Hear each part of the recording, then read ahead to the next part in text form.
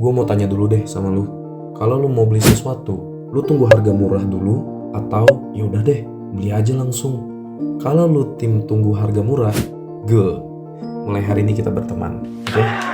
Karena sama halnya seperti konsep dalam trading. Sebagai trader, itu akan menjual di saat harganya lagi mahal dan membeli pada saat harganya lagi murah.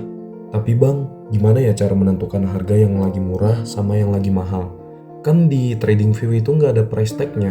Jadi kita nggak tahu harga mahal dan harga murah. Ya bener sih, nggak ada price tag-nya. Tapi serius bro, lu tetap bisa menentukan di mana titik suatu harga itu lagi murah atau mahal. Kami trader itu sering menyebutnya dengan zona support and resistance. Gak cuman pemula loh, mungkin lu juga yang sudah di kelas intermediate pasti masih sering juga keliru dalam menentukan support and resistance. Ya gimana nggak keliru coba? Area support and resistance lu aja sebanyak ini, gimana lu bisa lihatnya coba?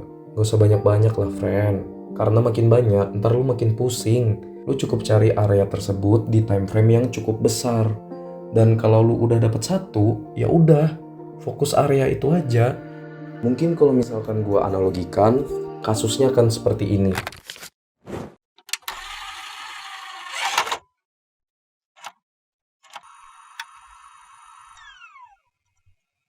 Bayangin lu lagi ujian, dan pada saat ujian berlangsung, lu ada niat untuk nyontek. Tapi sayangnya nggak ada satupun teman lu yang mau kasih contekan.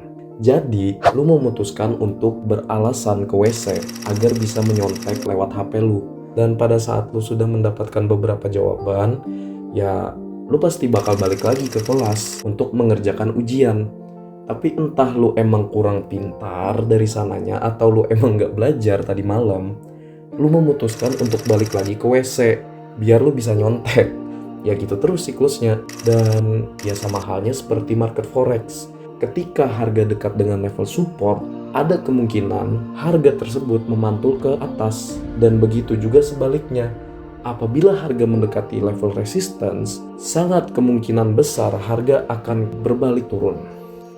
Kalau lu udah paham dari analogi yang gua kasih, kita bakal lanjut untuk bagaimana cara menentukan area support and resistance.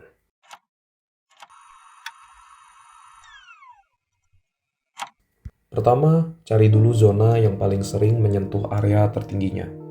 Anyway, gue pada saat ini menggunakan time frame 1 jam. Dan seperti yang sudah gue jelasin di video sebelumnya, gunakanlah time frame besar untuk mendapatkan zona yang cukup kuat. Untuk sekarang, yang gue lihat zonanya itu ada di sini. Ya sudah, tinggal kita tandain saja zona tersebut dan terbentuklah zona support. Oke, sudah. Kalau kita sudah mendapatkan area pentingnya, step berikutnya, gue akan mengecilkan time frame. Biar apa? Biar gue bisa mendapatkan 2 konfirmasi. Konfirmasi pertama dari zona support and resistance, dan konfirmasi kedua dari candle. Oh iya, gue belum ngajarin lu kan gimana cara baca candle.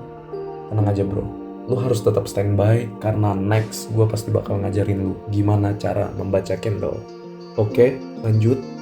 Gue biarin dulu candlenya buat jalan-jalan sampai dia menyentuh zona support gue tadi. Dan bisa kita lihat di sini, gue sudah mendapatkan konfirmasi pembalikan arah.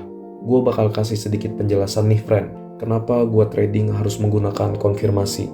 Lu lihat di sini, dia memang sudah menyentuh zona support gue. Dan ternyata dia berhasil tembus. Nah, biasanya zona support akan pecah apabila pergerakannya seperti ini. Jadi awalnya dia turun, berhasil tembus, retest, yaudah dia lanjut turun lagi sampai membentuk support become resistant. Tapi syukurnya kasusnya tidak seperti itu dan kita sudah mendapatkan konfirmasi dari candle juga kalau misalkan dia bakal lanjutkan trend bullish. Nggak trend bullish sih, lanjutkan kenaikannya, ya kan? Jadi tanpa basa-basi, gue langsung aja entry di sini karena kita sudah mendapatkan 2 konfirmasi.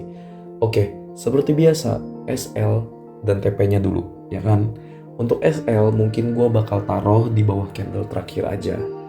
Untuk TP, mungkin gue bakal lebih agresif ya kali ini, yaitu di 108.856. Karena gue di sini ada lihat area yang berpotensi akan menjadi zona resisten selanjutnya. Jadi gue bakal perhatikan juga apabila candle sudah menyentuh area ini, gue akan menunggu momentum sell. Begitu gue take profit, ya gue langsung entry sell lagi, ya kan? Oke, tinggal kita tunggu aja.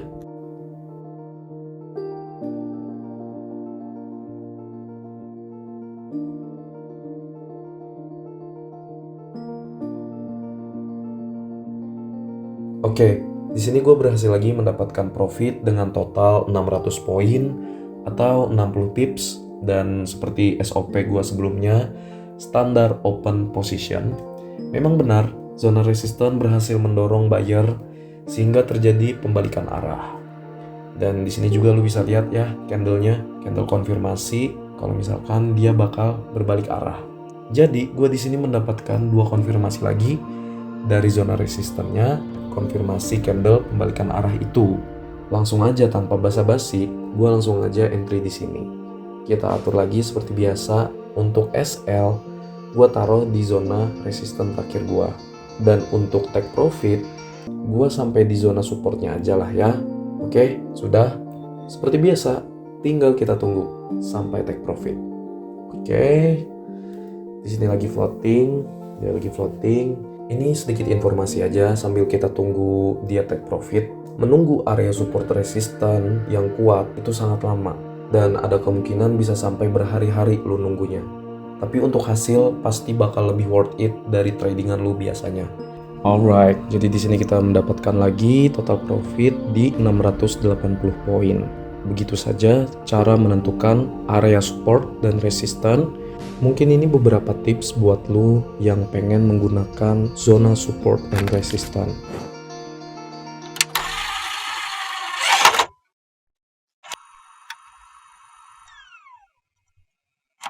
Kalau lu masih pemula, gue bakal lebih saranin lu untuk menggunakan time frame yang besar untuk mencari support and resistance agar trading lu lebih santai dan lebih aman. Cuman kekurangan dari time frame besar, lu akan mendapatkan momentum entry yang sangat-sangat lama. Tapi ya nggak apa-apa sih, mending lu nunggu lama daripada lu harus dibantai nanti sama market. Tapi bukan berarti lu nggak bisa menggunakan time frame kecil. Ya kalau lu sudah cukup terbiasa menggunakan support and resistance, silahkan aja coba-coba di time frame kecil. Karena gua jamin, lu nggak akan menunggu sangat lama seperti yang gua lakukan. Tapi kalau resiko, ya tanggung sendirilah ya. Oke, mungkin gitu aja untuk support and resistance. Seperti biasa, kalau lu masih bingung, lu bisa DM gua atau tanya aja di kolom komentar. Thank you for watching and see you in another level. Bye.